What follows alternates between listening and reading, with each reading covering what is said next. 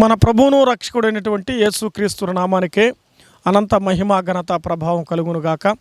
షాలేం స్వరం చూస్తున్న మీకు అందరికి కూడా హృదయపూర్వకమైనటువంటి ప్రేమ వందనాలు. ప్రత్యక్షంగా పరోక్షంగా దేవుని వాక్యం వింటున్నారు, అందులో బట్టి ప్రభువుని స్తుతిస్తూ ఉన్నాం. అనేక స్థలాల్లో మరి తిరుపతి చిత్తూరు జిల్లాల్లో దేవుని వాక్యం అనేక స్థలాల్లో జరుగుతుండగా ఈ షాలేం స్వరం ద్వారా దేవుని వాక్యం వినగలుగుతున్నారు. అనేకులు మరి ఆయా సంఘాలు కూడా బలపరచబడుతున్నారని ప్రగాఢ విశ్వాసముతో తెలియచేస్తూ ఉన్నాను. మంచిదే, దేవుడు నాకు ఇవ్వబడినటువంటి భారం బాధ్యత అనుదినము నా గడప యొద్ద కాచుకొని నా ఉపదేశం వినివారు ధన్యులు. ప్రతిరోజు దేవుని వాక్యం వినేవారు ధన్యులు, చెప్పేవారు కూడా ధన్యులు, ఆయనతో జీవించేవారు కూడా ధన్యులే. మంచిది. ఈరోజు దైవ గ్రంథంలోంచి అపోస్తల కార్మికుల గ్రంథంలో ఒక చరిత్రను ఈరోజు మనం ఆలోచన చేద్దాం. గత పాఠంలో మనం త్రోఫీమును గురించిన వివరాన్ని మనం విన్నాం. ఈరోజు మరొక వ్యక్తిని అపోస్తల కార్మికుల గ్రంథంలో చూద్దాం. అపోస్తల కార్మికుల గ్రంథం 19వ అధ్యాయం 1వ వచనం చదువుకుందాం. అపోలో కొరింథీకి వచ్చినప్పుడు జరిగినదేమనగా, పౌలు పై ప్రదేశములలో సంచరించి ఎఫెసుకు వచ్చి కొందరు శిష్యులను చూచి, మీరు విశ్వసించినప్పుడు పరిశుద్ధాత్మను పొందితరా అని వారిని అడుగగా, ఎక్కడికి వచ్చి అడిగాడు? ఎఫెసులోకి వచ్చినప్పుడు అడిగిన సందర్భాన్ని మనం చూస్తూ ఉన్నాం. 5వ వచనం నుంచి మనం చదువుకుందాం. 4వ వచనం కూడా. అందుకు పౌలు యోహాను తన వెనుక వచ్చిన వారందరినీ అనగా, యేసునందు విశ్వాసం ఉంచమని ప్రజల్లో చెప్పుచు మారు మనసు విషయమై బాప్తీసం ఇచ్చుచు చెప్పెను. వారు ఆ మాటలు విని ప్రభు అయిన యేసుక్రీస్తు నామమున బాప్తీసము పొందిరి. తర్వాత పౌలు వారి మీద చేతులుంచగా పరిశుద్ధాత్మ వారి మీదకు వచ్చెను. అప్పుడు వారు భాషలతో మాట్లాడుటకును ప్రవచించుటకును మొదలు పెట్టిరి. వారందరూ ఇంచుమించు 12 పురుషులు. తర్వాత అతడు సమాజ మందిరమునకు వెళ్ళి ప్రసంగించుచు దేవుని రాజ్యమును గురించి తర్కించుచు ఒప్పించుచు ధైర్యముగా మాట్లాడుచు 3 నెలలు గడిపాను. అయితే కొందరు కఠినపరచబడిన వారై ఒప్పుకొనక జనసమూహం ఎదుట మార్గమును దూషించినందున అతడు వారిని విడిచి శిష్యులను ప్రత్యేకపరచుకొని ప్రతి దినము తూరును అను ఒక పాఠశాలలో తర్కించుచూ ఉండెను. 2 ఏళ్ల వరకు ఇలాగూ జరిగెను. గనుక యూదులేమి గ్రీకు దేశస్థులేమి ఆసియాలో కాపున్న వారందరూ ప్రభు వాక్యమును వినిరి. మరియు దేవుడు పౌలు చేత విశేషంగా అద్భుతములు చేయించును. అతని శరీరము తగిలిన చేతులు గుడ్డలనైనను నడికట్లనైనను రోగముల యొద్దకు తెచ్చినప్పుడు రోగములు వారిని విడిచెను, దయ్యములు కూడా వదిలిపోయెను. అప్పుడు దేశంచారులు మాంత్రికులైన కొందరు యూదులు పౌలు ప్రకటించు యేసు తోడని మిమ్మును ఉచ్చాటన చేయుచుననే మాటలు చెప్పి దయ్యమును పట్టిన వారి మీద ప్రభుని యేసునామమును ఉచ్చరించుటకు పూనుకొనిరి. యూదుడైన స్కెవయను ఒక ప్రధాన యాజకుని కుమారులు 7 అలాగూ చేయుచూ ఉండిరి. అందుకు ఆ దయ్యము, నేను యేసును గుర్తెరుగుదును, పౌలును కూడా ఎరుగుదును, కానీ మీరు ఎవరిని అడుగగా ఆ దయ్యము పట్టిన వాడు ఎరిగి వారి మీద పడి వారిలో 2 లొంగదీసి గెలిచెను. అందుచేత వారు దిగంబరులై గాయాలు తగిలి ఆ ఇంటి నుండి పారిపోయిరి. ఈ సంగతి ఎఫెసులో కాపున సమస్తమైన యూదులకును గ్రీకు దేశస్థులకును తెలియవచ్చినప్పుడు వారందరికీ భయం కలిగెను. గనుక ప్రభువైన యేసు నామమును ఘనపరచబడెను. విశ్వసించిన వారు వచ్చి తాము చేసిన వాటిని తెలియజెప్పుకొనిరి. మరియు మాంత్రికులు విద్యాభ్యాసారు అనేకులు తమ పుస్తకం ఇచ్చి అందరి ఎదుట వాటిని కాల్చి వేసిరి. వారు లెక్క చూడగా వాటి వేల 50,000 వెండి రోకలాయను. ఇంత ప్రభావముతో ప్రభు వాక్యము ప్రబలి వ్యాపించెను. ప్రభువు తన మాటలు మన వినికిడిలో దీవించునుగాక. ఆమేన్. ప్రభునందు ప్రియమైనటువంటి వారలారా, వాక్య భాగం కొరకే చిన్న ప్రార్థన చేద్దాం. మహాగణువైన తండ్రి, ప్రేమగల మా ప్రభువా, మీకు స్తోత్రములు, వందనాలు నాయన. ఈరోజు వాక్యం చదువుకున్నాం, మాతో మీరు మాట్లాడి వినువారికి మేలుకరంగాను అయా ఆశీర్వాదకరంగాను నూతన వారికి రక్షణ మారుమనసు దయచేయండి. ఎవరి కష్టములో ఉన్నా, కన్నీళ్ళలో ఉన్నా, బాధలో ఉన్నా, వేదనలో, దుఃఖంలో ఉన్నా మీరు సహాయం చేసి కృప చూపించమని ప్రతి ఒక్కరిని ప్రభు పేరు పేరు వరుసన ఈ ఎండవేయడం నుంచి కాపాడి సహాయం చేయమని యేసు క్రీస్తు వారి నామమును బట్టి వాక్య భాగాల కొరకు మీ సన్నిధిలో అడిగి వేడుకొనుచున్నాము తండ్రి, ఆమేన్. మంచిది. చదవబడినటువంటి దేవుని యొక్క వాక్యాన్ని మనము చూడగా ఇక్కడ ఒక చరిత్ర అంతా కూడా చదివాను నేను. ఎందుకు చదివించానంటే ఆ చదివినప్పుడు ఆ కథలో కొన్ని సారాంశాలు ఉన్నాయి. అది మీరు గ్రహించాలంటే ఆ కథ అంతా కూడా చదివినప్పుడు జాగ్రత్తగా వినాలి. సరే, సందర్భాన్ని వివరణ చేసుకుందాం. వీటిని గురించి మనం ఆలోచన చేద్దాం. పౌలు గారు ఎక్కడికి వచ్చాడంటే ఎఫెసు పట్టణానికి వచ్చాడు. గత పాఠంలో చెప్పాను, ఎఫెసు పట్టణం ఎలాంటిది? బహు ధనిక కలిగింది. అక్కడ విగ్రహారాధనకి చాలా ప్రాముఖ్యమైనది. అరిమితైన దేవతను వారు పూజిస్తున్నారు.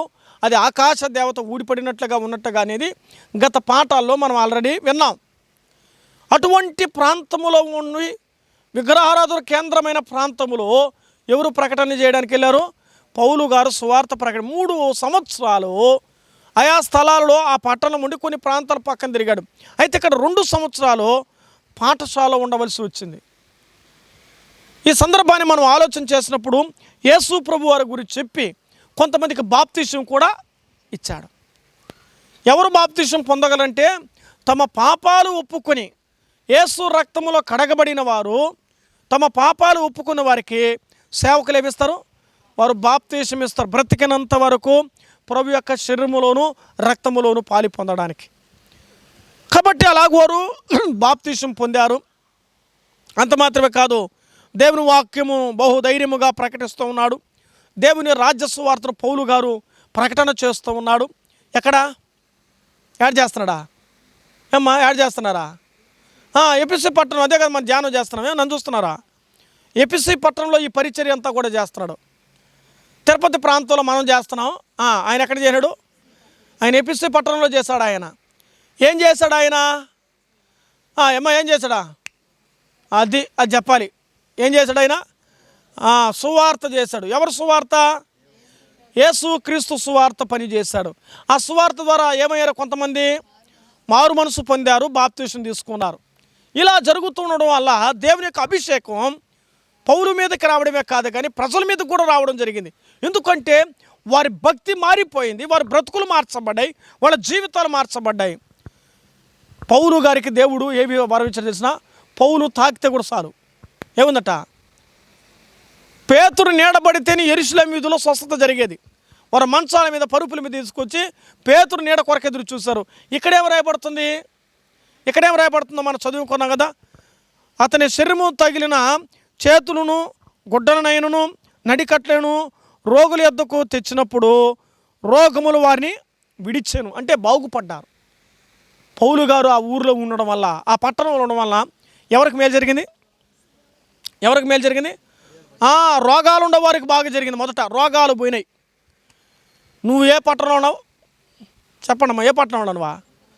తిరుపతి పట్టణం. తిరుపతి దేనికి కేంద్రం అంటే మంచి హాస్పిటల్, మల్టీ స్పెషాలిటీ హాస్పిటల్స్కి కేంద్రాలు, మంచి హాస్పిటల్స్ ఉన్నాయి ఇక్కడ కదండి. అయితే శారీరకమైనటువంటి రోగాలతో ఉన్నవారు ఉన్నారు, మానసికమైనటువంటి రోగాలతో ఉన్నవారు ఉన్నారు. వాళ్ళ మధ్యలో నువ్వు ఎలా పనిచేయాలి? ఒక పౌలు వలె పనిచేయాలి. పౌలు వలె పని చేయాలంటే అంతటి దైవశక్తిని ఈ భూమి మీద నువ్వేమేమి చేయాలి? పొందుకోవాలి, అనుభవించాలి. పౌలు గారు ఎవరు నమ్ముకున్నాడు? నువ్వెవరు నమ్ముకున్నావు? ఏమైనా చెప్పండి, ఎవరు నమ్ముకున్నావు మనమా? మరి నువ్వు ఎలాగున్నావు, ఆయన ఎలాగున్నాడని ఎన్నడైనా పోల్చుకున్నావా? ఎప్పుడైనా ఆలోచించావా? ఎప్పుడైనా చూసావా? నీ సంగతి ఎప్పుడైనా ఆలోచించావా?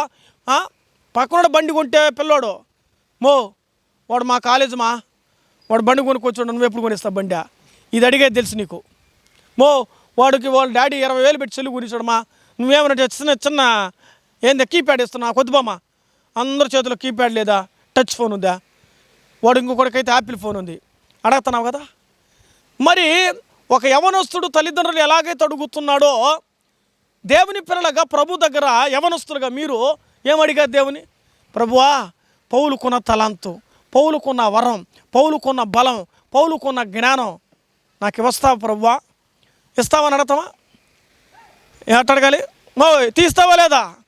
దేవుని దగ్గర ప్రభువా నీ చిత్తమైతే ఆ వరం కూడా నాకు దయచేయను. ఆయన అనేకులు రోగాలతో ఉన్నారు, పాప రోగాలతో ఉన్నారు, శాప రోగాలతో ఉన్నారు, ఉగ్రత పాత్రులకు సమీపంగా ఉన్నారు, నరకానికి సమీపంగా ఉన్నారు. ప్రభువా సువార్త చేయడానికి. నన్ను ఒక ఆయన కనిపించాడు, అయ్యా యేసుప్రభు గురించి ఎప్పుడు విన్నామంటే విన్నాను లేనుడు. సరే అయ్యా మంచిది యేసుప్రభు చెప్తాను, లేచి వెళ్ళిపోతున్నాడు. ఆయనకి నచ్చలా.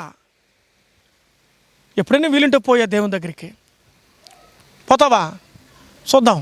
చాలామంది తృణీకరించి వెళ్ళిపోవచ్చు, కానీ ఒక్కరోజు ఆ మాట ఏదో ఒకరోజు ఏం చేస్తుంది.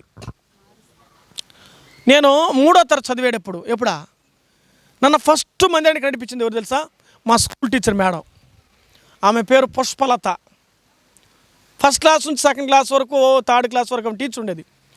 మురళి మీ అవ్వగారిలో ఎస్వి నగరే కదా, మా ఇల్లు కూడా ఆడే ఉంటుంది, ఎప్పుడైనా వస్తే మీ అవ్వని ఇంటికి వస్తే మా ఇంటికి రారా అని పిలిచింది. ఎవరో మా మేడం. నేనేం ఎవరు గౌరవించాలి ఇప్పుడు? నేను టీచర్ గౌరవించాలి కాబట్టి మేడం వాళ్ళ ఇంటికి పోయినా. ఆ రోజు ఏం రోజు అంటే ఆదివారం. అప్పుడు మా మేడం ఏం చేసిందంటే, ఎట్టా వచ్చినావు రారా అని చేతులు పట్టుకుని ఎడకి తీసుకుపోయింది. నన్ను వెస్ట్ చర్చికి తీసుకెళ్ళింది, నన్ను మందిరానికి. ఫస్ట్ టైంలో అంటే ఎక్కడికి వెళ్ళినా నేను దేవుని దగ్గర. అప్పుడు ఏ వయసు ఉంటుంది నాకు? దాదాపు 9వ సంవత్సరం 10వ సంవత్సరం ఉంటుంది. ఆ వయసులో మందిరానికి పోయినా. ఇప్పుడు బతికినంత వరకు ఆడకపోతున్నానా? అర్థమైందా?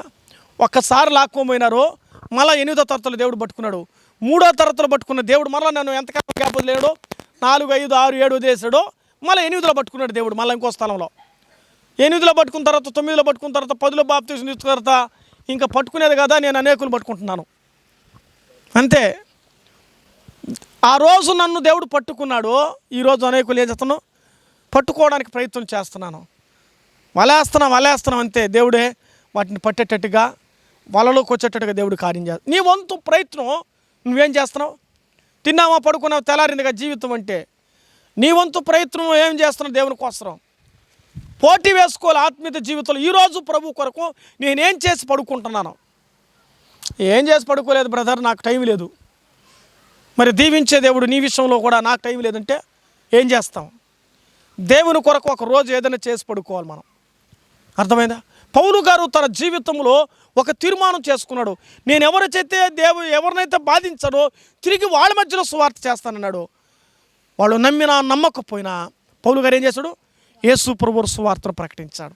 ఒకప్పుడు యేసు ప్రభు సువార్తని ఆటంకపరిచినటువంటి సౌలు జీవితం పౌలుగా మారితే అదే ప్రాంతంలో సువార్త చెప్పాడు. ఎట్టకేలకు ఆయన యొక్క వస్త్రాలు కూడా ఏమైంది?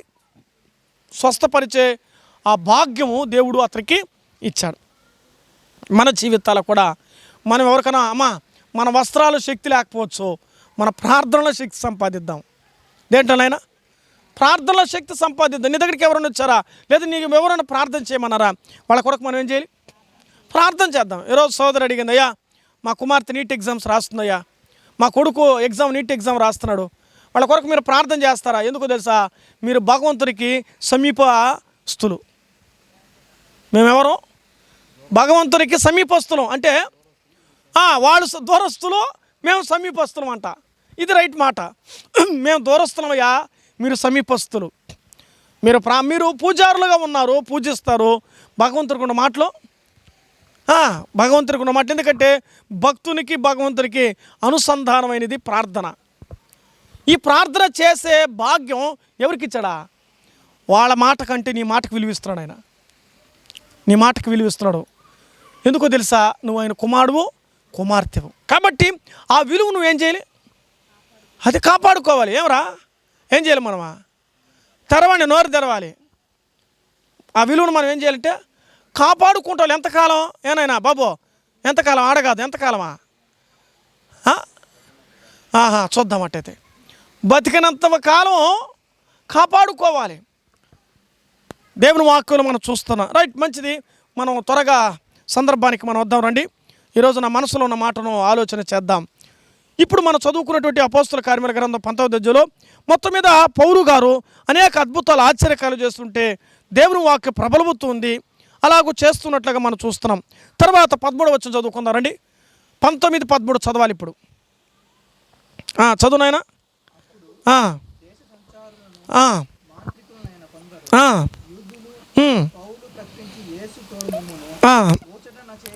ఉచ్చాటన చేయుచున్నాననే మాట చెప్పి దైవమును పట్టిన వారి మీద పూనుకొని. ఇక్కడ ఒక సందర్భం చూస్తున్నాం. ఇక్కడ ఎవరు కనిపిస్తారు ఈ 13వ వచనంలో అంటే ఎవరు కనిపిస్తారు ఇక్కడ? మాంత్రికులు కనిపిస్తున్నారు. మాంత్రికులు అంటే ఎవరు? మంత్రగాళ్ళు, బుడబుడకోళ్ళు, చేతబుడు చేసేవారు, శకునగాండ్రులు, సోదిగాండ్రులు, గారడి విద్య కలిగిన వారు. ఏమండి, వీళ్ళందరూ కూడా మాయలు చేస్తారు. అదొక కోర్సు, అదొక విద్య, అదొక కనికట్టు. తెలుసా?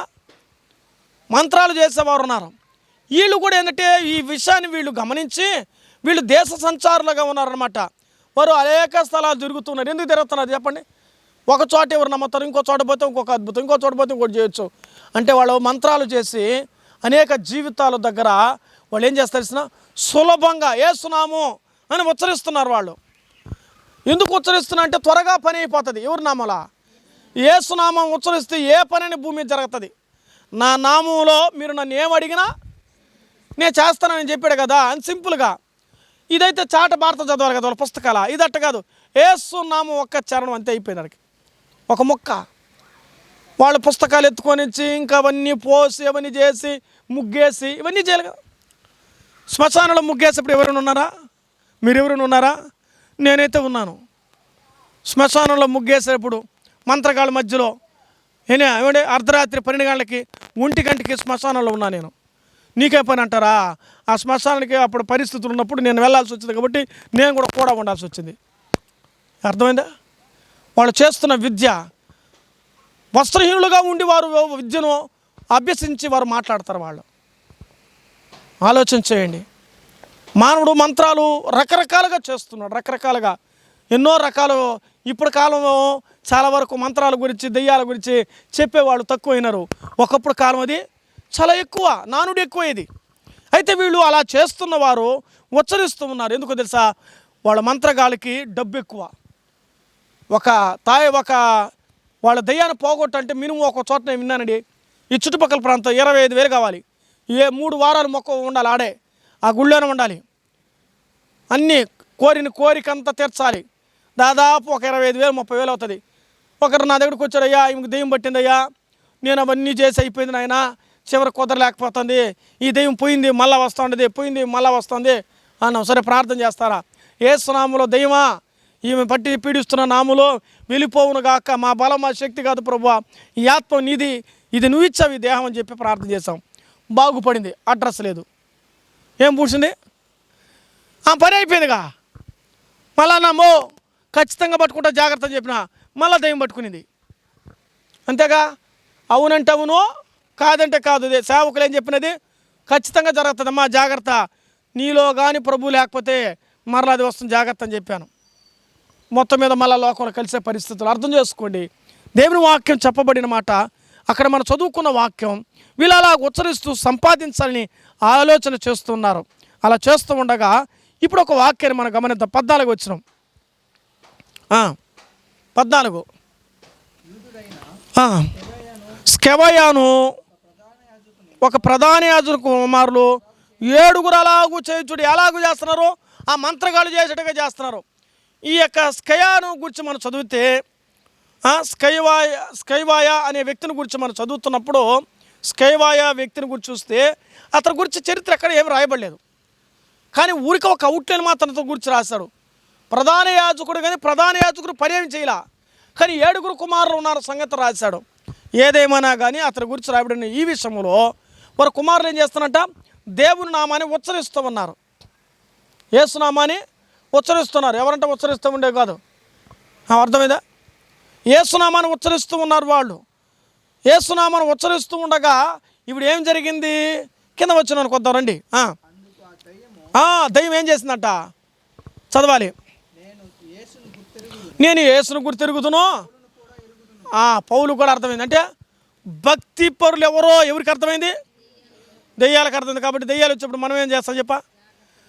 మనం జాగ్రత్తగా ఉంటాం. ఎందుకంటే తెలిసిన మన గుట్టి ఆడబడి బయటపడిపోతుందో, మన స్టోరీ ఆడి చెప్తుంటే మా ప్రార్థన, అయ్యో నేనే ఆడ చేస్తున్నా, ఎట్టపోతామా? నువ్వు వెనక్కి వెళ్తున్నావంటే అర్థమేమే? నీలో యథార్థత లేదు అని అర్థం, నీలో పరిశుద్ధత లేదు అని అర్థం, నీలో ప్రభు కొరకు జీవించే బ్రతుకు లేదని అర్థమైపోతుంది. దయ్యాల దగ్గర నువ్వు నిలబడ్డావంటే నువ్వు ఎవరు బిడ్డ? ఏమ్మా, దయ్యాన్ని చూసి నువ్వు పోవాలి, నిన్ను చూసి దయ్యం పోవాలా? నీకే రియల్గా కనిపిస్తుంది, దయ్యం లేదు కదా. ఒక మనుషులు ఆవరించింది. మనుషులు బాగున్నప్పుడు మాత్రం పక్కన కూర్చున్నావా? లోపల ఆవరించబడితే మాత్రం దూరంగా అయిపోయావే అంటే అర్థమేమి? నీలో ఏమున్నదో తెలిసిన నటన ఉన్నట్టు అర్థం. అది వేషధారణ నీలో ఉంది. దయ్యాల దగ్గర నీకేముండకూడదు, నీ వేషధారణ చెప్తుంది. నువ్వెవరివో చెప్పాలి, నీ కథ ఏంటో చెప్పాలి. దేవుని పిల్లలుగా మనము దయ్యాల దగ్గర భయపడాలా భయపడకూడదా? ఏరా, భయపడాలా భయపడకూడదా? భయపడకూడదు.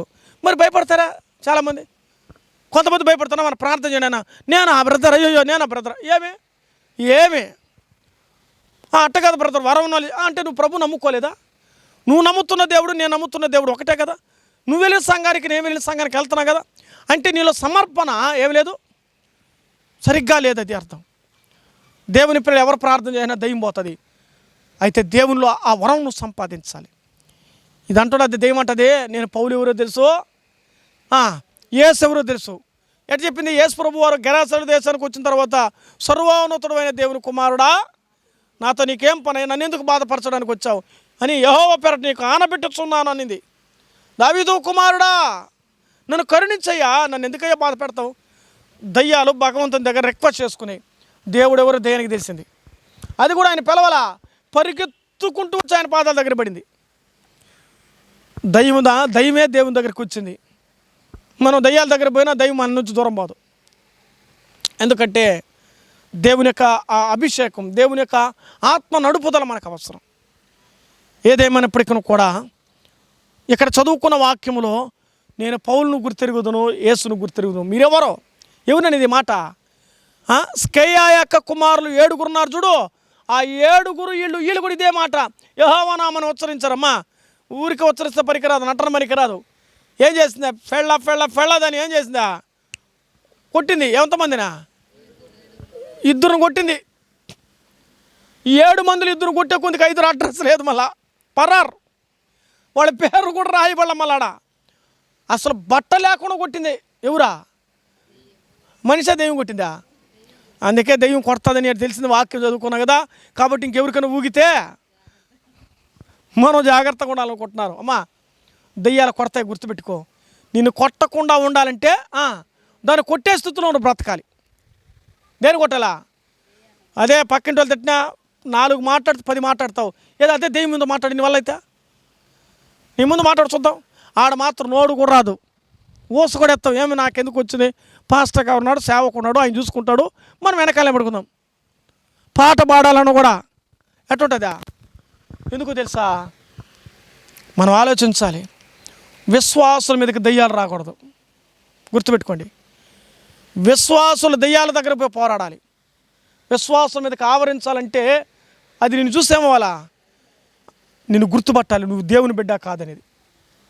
ఈ ఆత్మ పనికిరాదులే, ఈ ఆత్మతో కష్టం.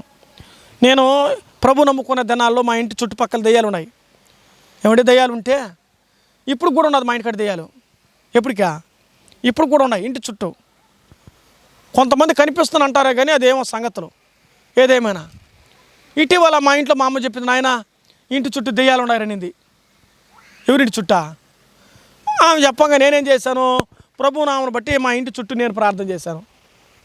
ఏం చేశాను నేను? ప్రార్థన చేయడం మనం ఏం చేయాలి? ఒకళ్ళు ఎవరికి చెప్పనే మనం ఏం చేయాలి? యేసు నామములో ప్రభువా, నా ఇంటి చుట్టూ దెయ్యాలకి తిరగతున్నాగా నా ఇంటి లోపలికి రాలేకపోతున్నాయి. ఎందుకో తెలిసిన? ఆ ఇంటి చుట్టూ అగ్ని కంచె ప్రాకారాలు ఉన్నాయి. ఎందుకో తెలుసా? ఆ ఇంటి చుట్టూ ప్రార్థనలు జరుగుతున్నాయి. మన ఇంటి చుట్టూ ఏం జరగాలి? ప్రార్థన జరగాలి మన ఇంటి చుట్టూ. అప్పుడు దేవుని యొక్క కనుదృష్టి ఆ ఇంటి మీద నిలబడుతుంది. కాబట్టి నేను ఒకానొక దినాల్లో, ప్రభు నమ్ముకున్న తొలి దినాల్లో 11 గంటలకి అన్నోళ్ళ ఇంటికాడ నుంచి నేరుగట్ట వచ్చేవాడిని. నాతో కూడా దెయ్యాల వెంబడించి ఇంకొకరి మీద వాలేది. తెల్లారితో లబ్బో నడిచేవాడు. రాత్రి ఎవరు వచ్చారంటే అంతా అయిపోయిన తర్వాత మళ్ళీ కథ ఓపిక చెప్పి రాత్రి వచ్చినోడు చివరి వాడు నేనేది. ఎట్లా చేసినావు నాయన? రాత్రి అంతా నన్ను తొక్కి చంపేసింది, నాకు నిద్ర లేదు, ఊపిరి ఆడడం లేదు, నా మీద ఆవరించింది నాయన, నువ్వు దయచేసి చెప్తాను ఇంటికి రావద్దు నాయన, రాత్రి పూట 11 తర్వాత రావద్దు నాయన. నువ్వు మన దగ్గరికి రావాలంటే మన వెంబడిస్తాయి కానీ మన తాకే అధికారం వాటికి ఇవ్వకూడదు. మనం ఇవ్వకుండా బ్రతకాలి ప్రభువులో మనం. ఎందుకో తెలుసా? అలా ప్రకటనకి దేవుడు ఆ భాగ్యం మనకి ఇచ్చాడు. మనం దేవుని పిల్లలం. కాబట్టి ఇక్కడ దేశ సంచారులాగా ఉండి ఈ 7 కుమారుల్లో 2 కుమారుల మీదకి గాయాల పాలైతే వాళ్ళ విస్త్రులుగా తయారు చేయబడ్డారు. మొత్తం మీద అలా వెళ్ళిపోయిన తర్వాత జరిగినటువంటి విషయాన్ని గురించి ఒక్క అని చెప్పబడుతున్నప్పుడు 17వ వచనం చదువుకుందారండి.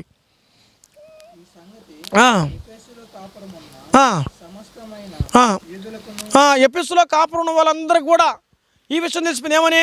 అయ్యో యేసు నామములో దయా మెదులుపో అనే కొద్దికి ఆయన కొట్టి తరివేసింది, వస్త్రులుగా పరిపోయినారు, వాళ్ళ దయ్యాలన్నీ కూడా ఎవరు చెప్పేస్తూ ఉంది. ఈ సంగతి అంతా కూడా అర్థమైపోయింది. అంటే దయ్యము దేవుడెవరో చెప్పింది అని ఆ ప్రజలు ఏమేశారు? నమ్మారు. అది అర్థం. యేసు నాకు తెలుసు అని దయ్యాలు సాక్ష్యం ఇచ్చాయి, ఆయన దేవుడిని సాక్ష్యం ఇచ్చాయి. ప్రాంతంలో ఎఫెసీ పట్టణంలో దయ్యాలు కాదు, దేవుడు ప్రాముఖ్యతని తెలిపించవే. దేవుడెవరో చెప్తాయి, దేవుడెవరో చెబుతాయి. ఈ ఊరిలో కూడా ఎంత దయ్యాలు ఉంటే ఇంత దయ్యాలు ఉన్నాయి ఈ ఊరిలో అని చెప్పింది ఒక దెయ్యం. ఏడా ఈ ఊరిలో కూడా అన్ని దెయ్యాలు ఈ చుట్టూ ఉన్నాయని చెప్తున్నాయి. మరి చుట్టూ ఉంటే మన దగ్గరికి రాలేదా? ఏమయ్యా గుమ్మడి కూడా మన దగ్గరికి అవసరం అవ్వా? పిలుస్తున్నావు, నువ్వేమన్నా ఆహ్వానిస్తున్నావు అంటే దేవుని పిల్లలాగా ఏముండాలి మనకు? ఎందువల్ల తెలుసా? మనం దేవుని పిల్లలం. ఆ నిరీక్షణ మనకున్నది, ఆ నమ్మకం మనకున్నది. మొత్తం మీద వాళ్ళు అలాగూ చేశారు. వారి జీవితంలో ఆ విషయాలు విన్నారు. ఏం జరిగిందో ఇక్కడ ఉన్నట్టు ఎఫెసీ ప్రజల్లో ఈ 4 సందర్భాలు ఇక్కడ మనం గమనిస్తే వీళ్ళు చూడండి. ఇందులో మనం చదువుకున్న వాక్యం కొద్ది ముగిద్దాం. 17వ వచనం. ఈ సంగతులు ఎఫెసులో కాపున్న సమస్త యూదులకును గ్రీకు దేశస్థులకు తెలియవచ్చినప్పుడు వారందరికీ భయము కలిగెను గనుక ప్రభు యేసు నామమున ఘనపరచబడెను. ఏమైందట? ఫస్ట్ పాయింట్ ఇక్కడ చూడిస్తే వారందరికీ భయము కలిగెను. ఎవరికా? ఎందుకు భయం కలిగింది చెప్పండి? ఒకటి, దయ్యాలు కొడుతున్నాయి. దయ్యాలు దేవుడు లేకపోతే దయ్యాలు కొడతాయి. గుర్తుపెట్టుకోండి మిమ్మల్ని. ఈరోజు ఎవరు ఉండాలి? నీతో దేవుడు ఉండాలి. దయ్యాలు ఉంటే నిన్ను కొడతాయి. నువ్వు కొడితే నువ్వు నెమ్మదిగా ఉండవు. నీ జీవితం ఎలాగైపోతుంది తెలిసినా?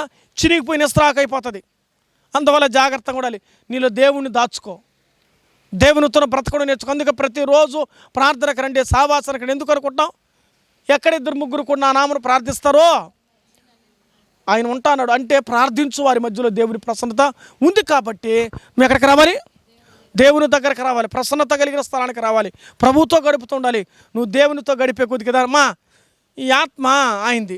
ఎందుకు తెలిసిన? ఇది ఆ సొత్తు, మన సొత్తు కాదు. ఇది దెయ్యాలు ఇంటికి తిరుగుతాయి తెలుసా? ఏ ఇల్లు ఖాళీగా ఉందా అని బైబిల్ ఉందా లేదా? ఏ ఇల్లు ఖాళీగా ఉందంటే మామూలు ఇల్లు కాదు, ఈ హృదయం అనే ఇల్లు. ఈ హృదయం అనే ఏ ఇల్లు ఖాళీగా ఉందో ఆ ఇంట్లో దొరుకుతాయి. అప్పుడు దూరినప్పుడు ఏం జరుగుతుందో నీకే తెలియదు. నువ్వేమో నార్మల్గా ఉంటావు, కానీ జీవితం అంతా కూడా అగ్నిగుండ పాలు పరిస్థితి చేస్తుంది. కాబట్టి జాగ్రత్తగా ఉండాలి. వాళ్ళు ఏం చేస్తుంటే భయపడుతున్నట్టుగా చూస్తున్నాం. అక్కడ ఉంటే ఎఫెసీ ప్రజలందరూ కూడా భయపడిపోయారు. ఎవరికి? ఆ దెయ్యానికి భయపడ్డారు. ఇంకే దెయ్యం ఏం చెప్పింది? దేవుడు నాకు తెలుసు అని చెప్పింది. గొప్ప దేవుడు గురించి వాళ్ళు నిజంగా అర్థమైపోయింది వాళ్ళకి. వాళ్ళు భయపడుతున్నట్టుగా చూస్తున్నారు. రెండవది ఇక్కడ మనం గమనం చేస్తే యెహోవా నామము, ప్రభు యొక్క యేసు నామము ఘనపరచబడెను. వాస్తవానికి ఎఫెసీ పట్టణంలో ఎవరు కనపరచబడాలి? అరిమితైన దేవత కనపరచబడాలి. కానీ ఎవరు కనపరచబడుతున్నారు? అక్కడ యేసుక్రీస్తు కనపరచబడుతున్నారు. ఎవరిని బట్టి? దయ్యాలను బట్టి. ఎందుకు కారణం? దయ్యాలు సాక్ష్యం ఇచ్చిన దాన్ని బట్టి. నీ సాక్ష్యం ఏమవ్వాలి? దేవుని నామం ఏం కావాలి? ఘనపరచబడాలి. రోమాపత్రిక 2:24 కూడా మిమ్మును బట్టే కదా నా నామము అన్యజనుల మధ్య ఏమవుతుంది? దూషింపబడుతుంది. దేవుని నామానికి ఏం తేవకూడదు? దూషణ పాలు తేకూడదు. మరి ఏం తేవాలి?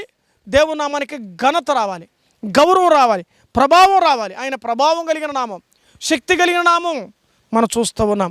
యేసు నామంలో మనకు ప్రార్థనలకు ప్రతిఫలాలు వస్తాయి. ఆయన నామంలో మనకు సహాయం కలుగుతుంది. ఇవన్నీ కూడా బైబిల్ గ్రంథంలో రాయబడుతుంది. ఇవి మనం చూస్తూ ఉన్నాం. ఆయన నామంలో మనకేం కలుగుతుంటే పాపక్షమాపణ కలుగుతుంది. మన పాపాలన్నీ దేవుడు క్షమిస్తాడు. యేసు నామంలో మన పాపాలకు క్షమాపణ దొరుకుతుంది. ఇక మూడవది వీని గురించి మనం చదువుతున్నప్పుడు చూస్తే వాళ్ళు ఏం చెప్పారు అక్కడ చూడండి. ఆయన అపోస్తల కార్యముల గ్రంథం 19వ అధ్యాయము 18వ వచనం.